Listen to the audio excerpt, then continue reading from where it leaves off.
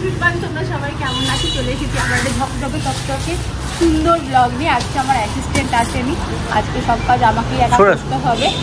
তো পার্সেল আছে, কিছু পার্সেল আমরা যেগুলো একদম কাছাকাছি হয় তাদেরকে আমরা মোটামুটি ওই সুইগি বা এই সমস্ত করে পাঠিয়ে দিই। তো এখানে কয়েকটা পার্সেল আছে, কালকে যেহেতু আমরা থাকছি না, খড়গপুর বেরিয়ে যাবে, সেই জন্য আজকে মোটামুটি সমস্ত সাইটেরই বার করে দেবো।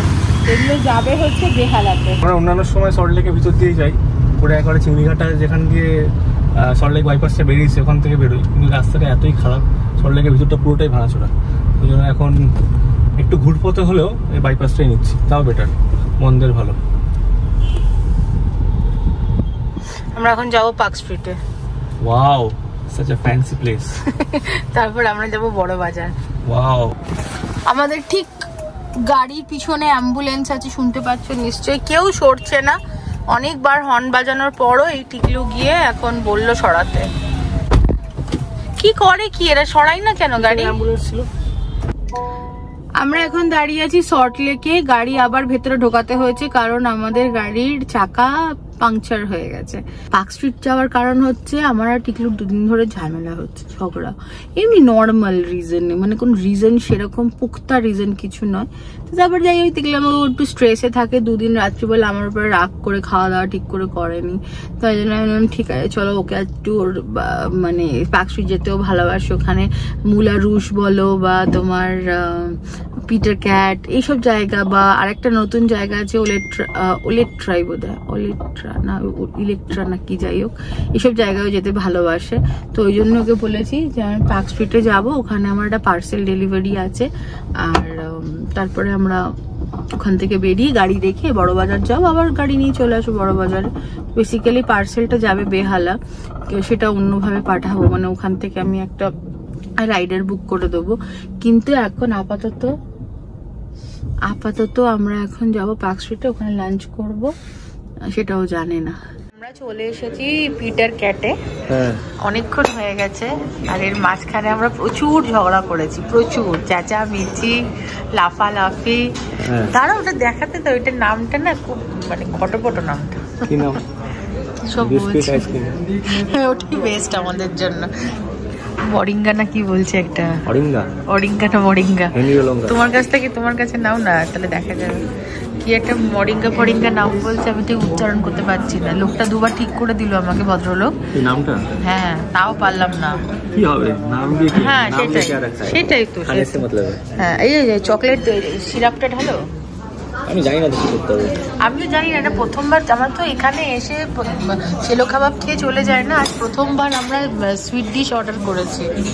এটা তো গরম হবে বোধহয়। হ্যাঁ এই যে চকলেট সস, ওপরে এটা তোমার বিস্কিট আছে, এটা ডিম দিয়ে করে, ডিম আর ময়দা বা কিছু একটা দিয়ে, নিচে ভ্যানিলা আইসক্রিম আছে আর ওয়েফার আছে। অল্প একটু, হ্যাঁ রাগ কমেছে, সরি বলে তাহলে রাগ কমবে। হ্যাঁ সরি, সেটা ক্যামেরার জন্য না, ক্যামেরার জন্য না, সত্যি না, ক্যামেরা রেখে বলো তারপরে। আচ্ছা সরি। কমেছে, রাগ কমেছে। আমি ভাবলাম তুমি এখানে নিয়ে এসে খাওয়ালে তুমি হ্যাপি হয়ে যাবে। হ্যাঁ টিকলু আমাদের খুব না, কিন্তু টিকলু আমাদের খুব অল্পতে হ্যাপি হয়ে যায়, আমাকে হ্যাপি করা মুশকিল, তাই না? এটা কি ওটা ওই যে তোমার পটি ইমোজিটা চেটে পুটে খেয়ে নিয়েছি আমরা দুজনে। তাহলে কালকে কিভাবে যাওয়া হবে কি হবে না আমাদের? ঘাটালে জল কতটা নেমেছে তার উপর ডিপেন্ড করছে, সেটা তো আমাদের দেব জানাতে পারবে। আমরা চলে এসেছি অল্টেরায়, এটাও টিকলুর টিকলুর মানে favourite place. I never go to any pubs but this is one exception. হ্যাঁ এবং এই জায়গাটা খুব হ্যাপনিং, লাস্ট ইয়ার আমরা এসেছিলাম সবাই মিলে, মনে আছে? সুব্রদাদা, মৌ, সানি, তুমি, আমি। আমাদের পেট প্রচন্ড ভর্তি, এই জন্য আমরা দুটো ড্রিঙ্ক নিয়েছি। এটা হচ্ছে একটা লিচি বেসড ড্রিঙ্ক, নামটা ভুলে গেলাম, লিচি বেসড ড্রিঙ্ক। আর এটা হচ্ছে টিকলুর কোল্ড ব্রু। তো এটা আমরা খাবো, খেয়ে আমরা বাড়ির দিকে যাব। বাড়িতে এসে আমি তো কাজে একদম বসে গেছিলাম নিচে দোকানে, সমস্ত জিনিস প্যাক করে সব রেডি ফেডি করে গাড়িতে তুলে দিয়েছি আমি আর টিকলু। এখন বাজে কটা? এখন বাজে রাত্রি 11:30, আর এখন আমরা খেতে বসেছি। টিকলু খাচ্ছে মাছের ঝোল দিয়ে ভাত, আর মা আমাকে দিচ্ছে ভাত আর একটু ডাল। এখন সমস্যা হচ্ছে যে আমাদের যেহেতু পশ্চিমবঙ্গে নানা জায়গায় এখন বন্যা পরিস্থিতি তৈরি হয়েছে, এবং বলতে গেলে পাঁশকুড়া, মেদিনীপুর এলাকা, ঘাটাল এলাকা অনেকটাই জলের তলে, এবং মানুষের সাংঘাতিক স্ট্রাগল করছে সেখানে।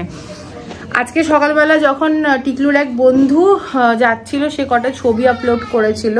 বন্ধু তো বন্ধুরা সোমেনদা আমার থেকে অনেক বড়। আচ্ছা, হ্যাঁ, তো টিকলুর ইন্ডাস্ট্রির কলিগ ছিল ভদ্রলোক। উনি যাচ্ছিলেন খড়গপুরের দিকে, আইআইটিতেই যাচ্ছিলেন। তো রাস্তায় দেখে যে ওখানে তোমার জল জমে গেছে, মানে হাইওয়েতে, ন্যাশনাল হাইওয়েতে জল চলে এসেছে, এবং ওখানে একটা গাড়ি করে পার করছিল। তো তখন বলল যে উনি ভদ্রলোক, উনি ফেরত চলে এসেছেন। এবার আজকে আমাদের যাওয়ার কথা, মানে কালকে আমাদের যাওয়ার কথা। এক্ষুনি একটা নিউজ চ্যানেল দেখলাম, তো ওখানে দেখলাম যে ওখানে যারা স্থানীয় বাসিন্দা তারা সবাই পথ অবরোধ করেছে। যার কারণ হচ্ছে, পথ অবরোধ করার কারণ হচ্ছে যে ওরা এখনো পরিষ্কার জল, কোনো খাবার দাবার কোনো কিছু পাচ্ছে না, যার কারণে ওদের পথ অবরোধ করতে হয়েছে, যাতে গভর্নমেন্ট থেকে কোনো রিলিফ বা হেল্প কিছু যাক। তো এখন সিচুয়েশন এমন একটা জায়গায় দাঁড়িয়ে গেছে, আমি বুঝতে পারছি না আমি কি করব। কেন কি এখান থেকে আমি, মা, টিকলু, সিম্বা, নীলিমা আর প্রিয়া, আমরা সবাই এখান থেকে যাব। আর ওখানে গিয়ে আমরা আমাদের টেকনোলজি গেস্ট হাউসে রুম বুক আছে, তারপরে ক্যাফেতে করব আমরা এক্সিবিশন। তো সমস্ত কিছুই রেডি করে ফেলেছি, কিন্তু এতগুলো মানুষের দায়িত্ব আছে, প্লাস রাস্তায় কোথাও যদি আটকে যায় সেটা কি করবো, মানে ওখান থেকে আবার ফেরত আসা। ওই জন্য আমার এটা আপাতত তো সব গুছিয়ে রেখেছি, বাকি কালকে সকালবেলা উঠে পরিস্থিতি দেখে তারপরে বেরোনো যাবে। এখন বাজে রাত্রি 1:15, আর আমাদের ছেলেও শুয়ে আছে ওরকম, ঠিক দেখো 1:15 মতনই পাটা করে রেখেছে না? হ্যাঁ, তুমি কি বলতে চাও 1:15 ব্যাপারে? 1:15 বাজে, আজকে আমাদের অষ্টম সাল আমাদের রেজিস্ট্রি ম্যারেজের 8 বছর হয়ে গেল। হ্যাঁ, এবং আজকের দিনেই এই ঘটনাটা ঘটেছিল। দীর্ঘ 8 বছর আগে, তখন এই ছিল না, তাই উইটনেস করতে পারিনি। ওয়াও, আমাদের এসি থেকেও জল পড়ছে, ওই জন্যই কাপড়টা লাগিয়ে রেখেছি। কাপড় তোয়ালে সব রেখেছি, পাশে একটা শ্যাম্পু রেখেছি, রাতগুলো যদি ইচ্ছে হয় একটু শ্যাম্পু করে নেবো জলে। ফ্লাডটা এত বিচ্ছিরি ভাবে হয়েছে বাড়ির ভেতরে, মানে কংসা নদী যেটা আছে এবং দামোদর সবকটাই এত মানে হয়ে গেছে, রাস্তার উপরে উঠে যাচ্ছে। রাত্রিবেলা মানুষের ঘরে ঘুমাচ্ছে, তো সকালবেলা উঠে দেখছে ঘর নেই। এরকম একটা বিচ্ছিরি একটা অসুবিধা, মানে অবস্থা। এবং এটা কি বলবো, মানে এটা তোমার মানে স্টেট এমার্জেন্সি ডেফিনেটলি বলা যায়, বিকজ এতগুলো মানুষ এই মুহূর্তে উইদাউট ইলেকট্রিসিটি, ফুড, ওয়াটার, মানে ড্রিঙ্কিং ওয়াটার আছে। এবং এই জিনিসটা জানছিলাম যে ওখানে বন্যা হয়েছে, কিন্তু আজকে সকালবেলা থেকে জিনিসটা নিয়ে দেখলাম এবং অবস্থা খুবই খারাপ। এই হচ্ছে ব্যাপার। বাগুইহাটিতে যেখানে থাকতাম সেখান থেকে আর একটু ভেতরে সুভাষসংঘ যেখানে ছিল, সেখানে আমরা প্রথমে থাকতাম। সেখানে আমাদের একটা ফ্ল্যাট ছিল, মানে ওইটাই আমাদের ফ্ল্যাট ছিল প্রথম আর কি। তার আগে তো ভাড়া বাড়িতে থাকতাম। তো মা আর পাপা ফ্ল্যাটটা খুব শখ করে কিনেছিল এবং খুব সুন্দর করে সাজিয়েছিল। ওই আমাদের মানে যেরকম আর কি এখন আজকালকার দিনে সবাই আমরা সাজাই না নিজেদের মতন করে, ওই মডিউলার হ্যান ত্যান, মোটামুটি ছিল অনেক কিছুই বাড়িটাতে। মা আর পাপা অনেক কষ্ট করে অনেক সুন্দর করে বাড়িটা সাজিয়েছিল। সেই সময় আমাদের 90s মনে হয়, জানো তো টিকলো, আমাদের তখনই স্লাইডিং দরজা ছিল। হ্যাঁ হ্যাঁ, না অন্য ব্যাপার না, আমার বাবা ভীষণ, my father was very hard working and আমার মা খুব স্যাক্রিফাইসিং ছিল, ঠিক আছে। ওই আমার মতো নোখ করছে, আইব্রো লাগাচ্ছে, এই করছে, এসব করতো না। না আমি বলছি এই কথাটা বলার মানে হচ্ছে যে আমার মা আর পাপা খুব ভালোবেসে কষ্ট করে বাড়িটাকে সুন্দর করে সাজিয়েছিল, শৌখিন ছিল ডেফিনেটলি, সুন্দর করে সাজিয়েছিল। বাট তারপরে যেটা হলো সেটা হচ্ছে যে আমাদের ফ্ল্যাটটা আগে হয়েছিল, তারপরে আশেপাশের বিল্ডিংগুলো হয়েছিল।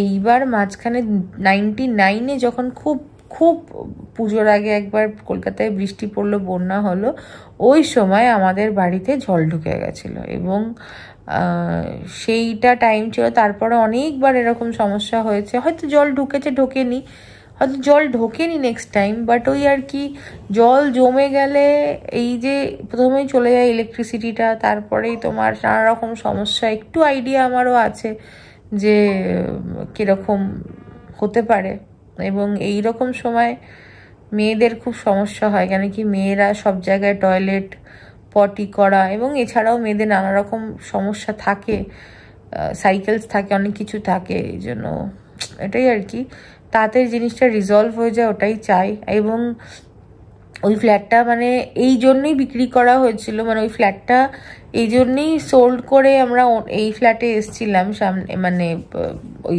4 তলার ফ্ল্যাটে, জাস্ট বিকজ বৃষ্টিতে জল জমতো আর সব কাজ আটকে যেত।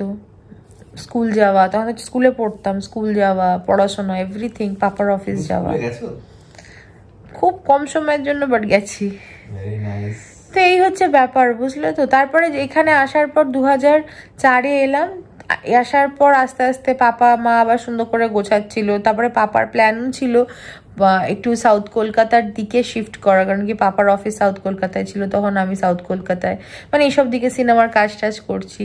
কিন্তু 2006 থেকে পাপার শরীর খারাপ শুরু হলো, আর মায়ের আর ভাল লাগতো না এইসব করতে। তো এই হচ্ছে ব্যাপার। যাই হোক, সব একটা ফেস থাকে, একটা ইয়ে থাকে। তো আপাতত এখন মোটামুটি যা চিন্তা ভাবনা হচ্ছে সেটা হচ্ছে যে কালকে সকালবেলা একবার একটা কল তো ডেফিনেটলি নেব। তারপরে তো চলো ঠিক আছে, কালকে একটা 64 তো ঘর কি খেতি হে, ওখানে যখন ইচ্ছে এক্সিবিশন করে নেবো। আর তোমরা যারা খড়গপুরে থাকো অনেকেই শাড়ি চুজ করে আমার কাছে রেখে দিয়েছিলে, শাড়ি সালোয়ার, যে স্নেহা তুমি আসলে আমি তোমার গিয়ে নেব, তো তোমাদের কুরিয়ার করে দেবো। আর আমি তো যাবোই, পুজোর আগে তো নিশ্চয়ই যাবো, এবং পুজোর সময়ও থাকবো খড়গপুরে, তখন দেখা হয়ে যাবে, ঠিক আছে।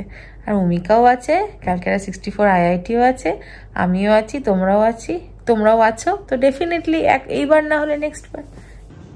এই ভদ্রলোক নিচে দাঁড়িয়েছেন কেন? টিকলুর জন্য আমি একটা কিছু আনিয়েছি, আর ও আমার জন্য কিছু আনিয়েছে। এটা সারপ্রাইজ কি করে হলো? আমি তো আনলাম। ননসেন্স। সারপ্রাইজই হলো। ওকে। কি এনেছো অঞ্জনা তুমি? প্রিঙ্গলস। হ্যাঁ, এই যে আমাদের অ্যানিভার্সারি কেক, হ্যাপি অ্যানিভার্সারি। আমি এখানে বলেছিলাম ওদের একটা স্পেশাল মেসেজ লিখে দিতে, কিন্তু ওরা স্পেশাল মেসেজটা লেখেনি। No special. ইয়েস। টিকলো আমার জন্য প্রিঙ্গলস আনিয়েছে, start party hack party pack. চলো কেক কাটি।